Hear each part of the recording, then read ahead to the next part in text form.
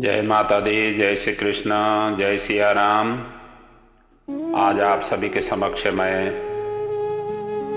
सूर्य ग्रहण जो दिसंबर 14 तारीख 2020 और इस साल का अंतिम ग्रहण के विषय में जानकारी लेकर के उपस्थित हुआ हूँ।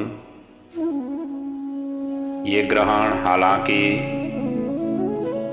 ब्रह्मांड के कुछ ही हिस्सों में लगने वाला है, परंतु इसका प्रभाव सारा विश्व में पड़ेगा ही।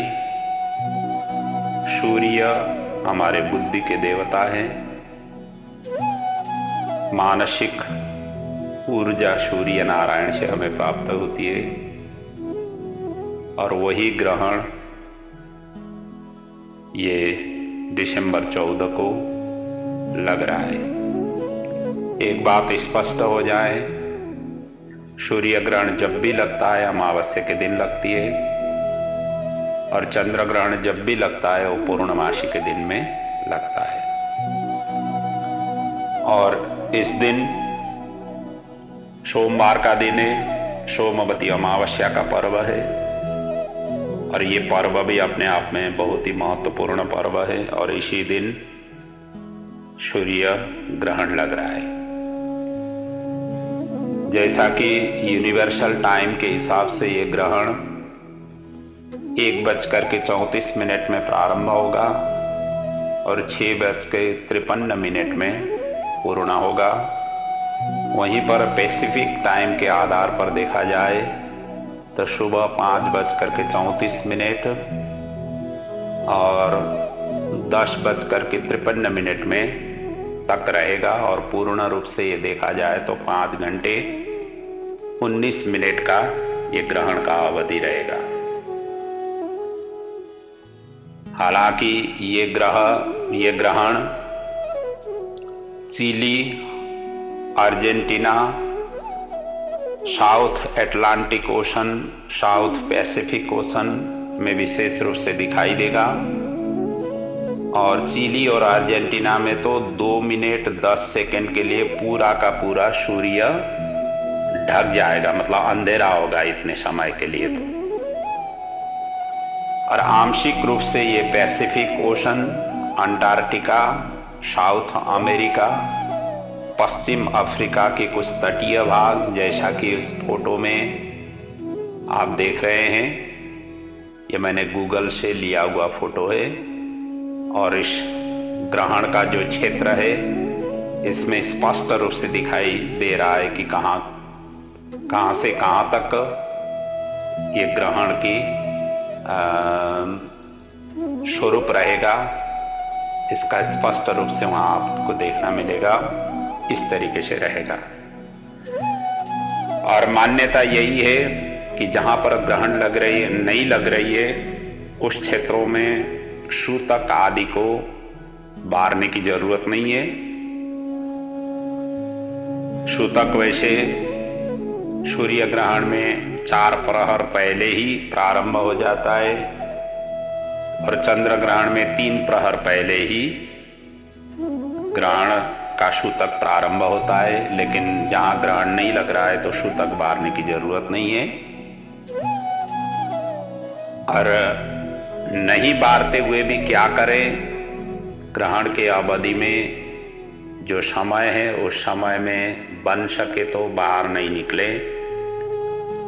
और खास तौर से उन माताओं के लिए जो गर्भवती है,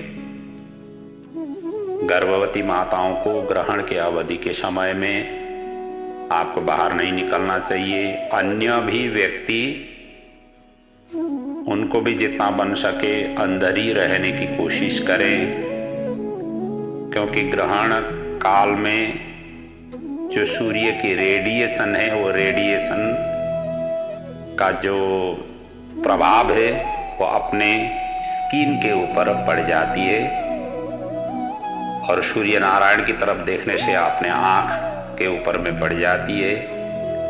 इसलिए जितना बन सके अंदर ही रहने की कोशिश करें। ये कभी भी ग्रहण लग रहा हो, कभी भी हो, इस तरीके से सावधानी सभी को बरतना चाहिए। ग्रहण के अवधि में कोई इम्पोर्टेंट कार्य नहीं करें। ग्रहण के अवधि में भोजन आदि करना निषेध किया गया है। सोना निषेध किया हुआ है। और जितना बन सके भजन कीर्तन करें, भगवान का सुमिरन करें, नाम संकीर्तन करें, कोई भी स्तोत्र मंत्रों का पाठ करें, कोई भी धार्मिक पुस्तक का अध्ययन करें। इस तरीके के करने से अनंत गुना फल प्राप्ति हो जाती है और इसी में ही विशेष रूप से जोर देना चाहिए। साथ साथ में गुरु मंत्र का जाप हो या कोई भी मंत्र का जाप हो, ये भी अत्यंत फलदायी है, उस तरीके से करना चाहिए। और ये ग्रहण वृश्चिक राशि के ज्येष्ठा नक्षत्र में लग रहा है और ये वृश्चिक राशि हमारे कुंडली के आधार पर देखा जाए तो 8वें राशि मानी जाती है। और उस हिसाब से कहा गया है कि शास्त्रों में जिस तरीके से वर्णन किया गया है कि राशि का फल क्या होता है, कौन सी राशि के लिए क्या फल होता है, इसके लिए धर्म सिंधु में कहा गया है स्वजन्म राशि तृतीय षष्ठी एकादश दशम राशि स्थितम ग्रहणम शुभ प्रदम। अर्थात अपने जन्म राशि से तृतीय षष्ठ एकादश दशम राशि पर स्थित ग्रहण हो तो शुभदायी माना गया है। उसी प्रकार द्वितीय सप्तम नवम पंचम स्थानेषु मध्यमम, अर्थात दूसरे सातवें नवमें पांचवें स्थान में यदि ग्रहण लग रहा है तो ये मध्यम फलदायी माना गया है। और उसी प्रकार जन्म चतुर्थ अष्टम द्वादश राशि स्थित अनिष्ट प्रदम, अर्थात अपने जन्म राशि से यदि चतुर्थ राशि में, अष्टम राशि में, द्वादश राशि में हो तो ये अनिष्ट फल प्रदान करता है। अब इससे स्पष्ट हो गया अपनी जन्म राशि कौन सी है, उस राशि के आधार पर आपको इस तरीके से कैलकुलेशन करनी पड़ेगी। और ये जो राशि फल है ग्रहण काल की, ये सर्वमान्य है। कहने का मतलब कोई भी हो, चाहे चंद्र ग्रहण हो चाहे सूर्य ग्रहण हो, इसी नियम को ही फॉलो अप करते हुए अपने राशि के हिसाब से ये शुभदायी है या अशुभदायी है, अपने आप ही निर्णय हमेशा हमेशा आप निकाल सकते हैं, कर सकते हैं। तो ये आपको स्पष्ट हो गया। और सोमवती अमावस्या के दिन ये ग्रहण लग रहा है। भगवान शिव जी का विशेष दिन है, सोमवार का दिन।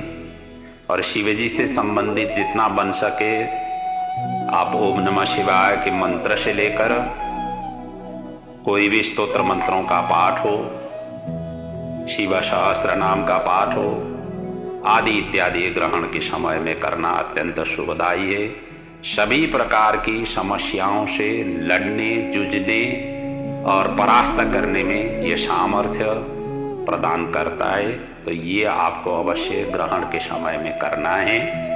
जो जहाँ बैठे हुए हैं उसी के आधार पर, जैसा कि मैंने यूनिवर्सल जो टाइम है वो मैंने दिया हुआ हूँ, उसी टाइम के आधार पर अपने लोकल टाइम को रखें। कितना आगे पीछे है उस हिसाब से आप काउंट करके ये समय आप निकाल सकते हैं। और उस तरीके से समय निकाल करके जो समय यहाँ जो 5 घंटे और 19 मिनट का दिया गया है, उसी के आधार पर आपको उस बीच में जितना बन सके साधना करनी चाहिए।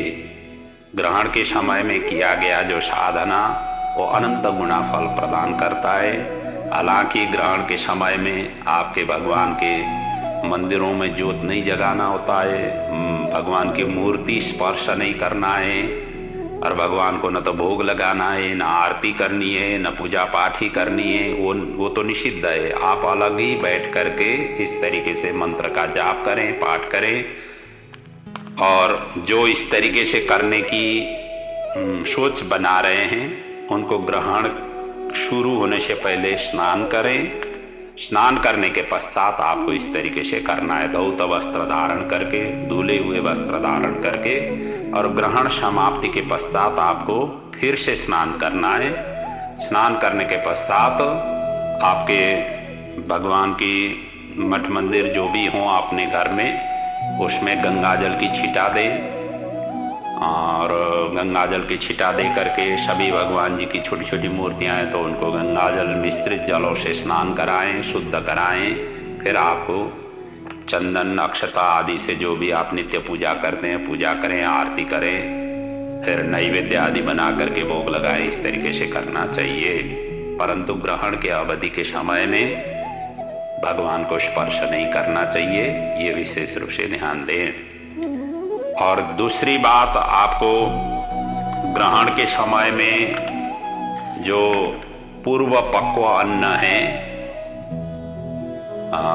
ऐसे अन्नों को ग्रहण के पश्चात उनको त्याग देना चाहिए, ये भी उल्लेख किया गया है। जैसे कि पूर्व पक्व अन्न ग्रहणोत्तरम त्याज्यम एवं ग्रहण काल स्थित जलपाने पाद कृच्छादिभिः धना जलाम त्याज्यम कांजिकम तक्रम घृत तैल पाचित अन्नम क्षीरम च पूर्व सिद्धिम ग्रहणोत्तरम ग्राह्यम घृते संदिते गोरसेषु ग्रहण काले कुशांतरायम कुर्यात। कहने का मतलब, ग्रहण से पहले ही बनाया हुआ भोजन है, जो पका हुआ भोजन है, वो भोजन ग्रहण के पश्चात नहीं लेना चाहिए। और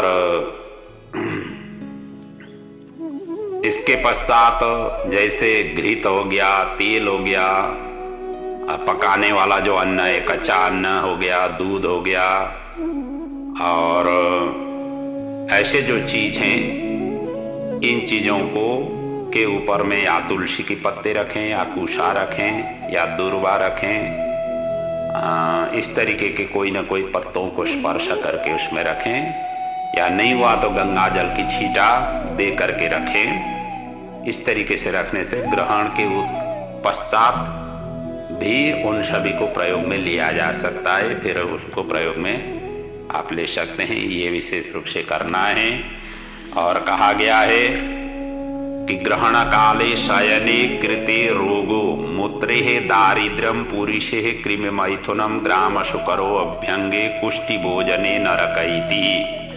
कहा गया है कि ग्रहण काल में शयन करने से रोग की अभिवृद्धि होती है, मलमूत्र त्याग करने से दरिद्र आदि की अभिवृद्धि होती है, दारिद्र्यता आ जाती है, मैथुन करने से ग्राम शुकर की योनि मिलती है, उबटन अर्थात श्रृंगार आदि ग्रहण के समय में करें, या तेल आदि लगाएं, या कोई उबटन आदि लगाएं तो कुष्ठी रोग की अभिवृद्धि हो जाती है।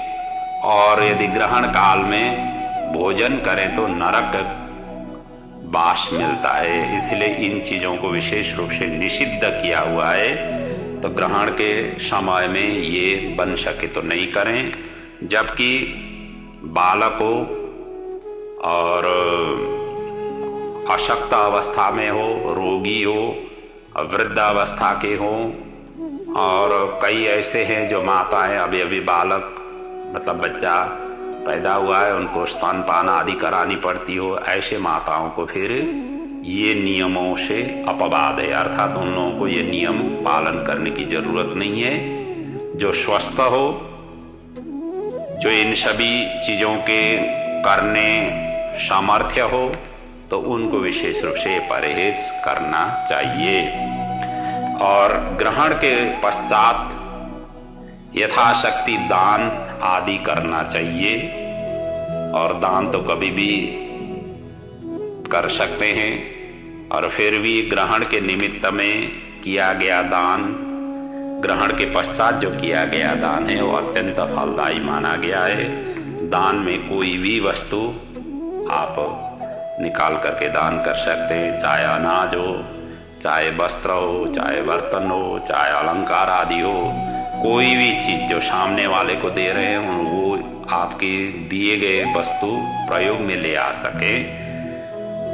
और कहीं अनाथ हो, कहीं गरीब हो, ऐसे क्षेत्रों में भी आप यथा योग्य आप दान कर सकते हैं। कहीं भी हो, देवालय हो, मठ मंदिर हो, सत्पात्र मिले, कहीं भी आप दान कर सकते हैं। वैसे भी कहा गया है, सर्वम गंगा समम तोयम सर्वे व्यास समादिजः सर्वम भूमि समम दानम ग्रहणे सूर्य चंद्र सूर्ययो। अर्थात चंद्रमा और सूर्य के ग्रहण में सब जल गंगा के समान माना गया है, सब ब्राह्मण व्यास के समान है और सब दान भूमि दान के समान माना गया है। कोई भी दान करेंगे तो भूमि दान के समान उसका फल प्राप्ति हो जाती है। सत्पात्र को दान देने से साक्षात व्यास जी भगवान को दिया हुआ जैसा दान मतलब माना जाता है। और सभी जल गंगा जल के समान माना गया है। तो इसलिए दान इतना उतना कुछ ऐसा उल्लेख नहीं है, आपकी यथाशक्ति ग्रहण पर्व की शुद्धि के लिए ग्रहण काल में यदि आपने जप किया, पाठ किया, जो भी आपने आराधना किया, उसकी पूर्ण रूप से फल प्राप्ति के लिए यथा योग्य दान कहीं भी जहां अनुकूल हो वहां पर कर सकते। इस महामारी के इस प्रकोप में सर्वत्र जाना आना सभी के लिए सुलभ नहीं है।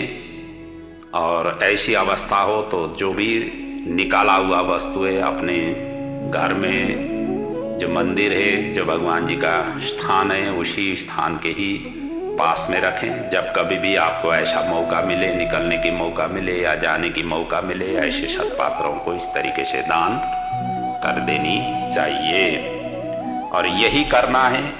और जो गर्भवती महिला है उनको जो धारीले चीज़ें जैसे चाकू है, नाइफ है और उसके कैंची है, सुई है, इन चीज़ों का इस्तेमाल नहीं करें। मिशनरी चीज़ के आसपास में नहीं जाएं, मिशनरी चीज़ का स्पर्श मतलब उनका प्रयोग नहीं करें और कोई खुदाई आदि का कार्य भी नहीं करें ग्रहण के अवधि में विशेष रूप से। और छाया में तो जाना ही नहीं है, चाहे सूर्य ग्रहण में काल में सूर्य के आगे और चंद्र ग्रहण के काल में चंद्रमा के आगे तो जाना ही नहीं है। और बन सके तो ग्रहण के अवधि में भोजन भी नहीं करें। यदि गर्भवती महिला यदि हो सके तो भोजन भी नहीं करे। ग्रहण लगने से पहले भोजन करें और पश्चात स्नान आदि करने के पश्चात आप भोजन कर सकते हैं। इस तरीके से नियमों को अपनाएं और ये सब चीज़ करेंगे तो अवश्य ही हम ग्रहण का परिपूर्ण रूप से पालन भी होगा और उनका पूर्ण रूप से प्रभु परमात्मा की हमें प्रार्थना के आशीर्वाद भी मिलेगा। ग्रहण वैसे वैज्ञानिक आधार पर सूर्य और चंद्रमा की छाया पृथ्वी में पड़ना उस तरीके से जो खगोलीय जो संरचना है उस तरीका का है। तो इधर पौराणिक हिसाब से देखा जाए तो समुद्र मंथन करते समय जो अमृत निकला था, राहु ने देवताओं के स्थान में जा कर के बैठ कर के पान किया था। भगवान ने शुद्ध जब पता चला, सूर्य और चंद्रमा ने उनको शिकायत की, ये हमारे कुल का नहीं है, राहु मतलब दैत्य कुलों से आया हुआ। इतना सुनते ही मोहिनी स्वरूप भगवान ने मोहिनी बन करके अमृत पान करा रहे थे और वहीं से मोहिनी रूप भगवान ने सुदर्शन चक्र से राहु का शीर अलग कर दिया और धड़ से, और धड़ भाग तो केतु बन गया और जो शीर भाग था वो राहु बन गया। लेकिन अमृत पान कर चुका था तब तक में, इसलिए वो अजर अमर बने, नवग्रहों में वो स्थापित हो गए। और इसीलिए पर्व पर यही राहु ही सूर्य और चंद्रमा के ऊपर में अटैक कर लेता है, आक्रमण कर लेता है। वही आक्रमण का ही स्वरूप ग्रहण पौराणिक आधार पर विभिन्न पुराणों में इस तरीके से वर्णन है। पौराणिक मान्यता उस तरीके से है, और वैज्ञानिक मान्यता हम सभी जानते ही हैं। इनकी सूर्य और चंद्रमा की छाया पृथ्वी में पड़ना ही ग्रहण है। तो ये विशेष रूप से आप सभी के लिए जानकारी था, और आशा है इस सूर्य ग्रहण के समय में, हालांकि कई क्षेत्रों में जैसे अमेरिका हो, कनाडा हो, भारत हो, इन क्षेत्रों में, नेपाल में हो, आदि क्षेत्रों में ग्रहण नहीं लग रहा है, परंतु अपने टाइम के हिसाब से उस समय थोड़ा सा सजग रहें, क्योंकि जिस समय ग्रहण का अवधि होगा कुछ न कुछ काल तो वहाँ पर भी व्यतीत होगा ही। यदि रात्रि के समय है तो इतना कोई ज़रूरत नहीं है, बाहर जाने की ज़रूरत नहीं होती है, प्राय सभी परिवार घर के अंदर ही रहते हैं। यदि दोपहर का समय पड़ रहा है, जैसे पैसिफिक टाइम के हिसाब से देखा जाए, तो सुबह 5 से 10 बजे मतलब 11 बजे तक का समय लग रहा है। तो ये तो सुबह का टाइम, यहाँ तो सूर्योदय भी होगा उस समय, हालांकि ये दिखाई नहीं देगा यहाँ पर, परंतु समय यहाँ पर इनको पालन करना जरूरी है। तो ये ग्रहण की अवधि में विशेष रूप से ध्यान रखें। तो इन्हीं सूचना देनी थी। तो प्रभु हम सभी को सभी के ऊपर में मंगल करे, हम सभी को प्रभु का आशीर्वाद निरंतर रूप से प्राप्त हो, यही प्रभु के चरणों में वंदन प्रार्थना सहित मैं आज की इस श्रृंखला को यहाँ पर विराम लेने की आज्ञा और अनुमति लेता हूँ। ओम शांति शांति शांति। ओम।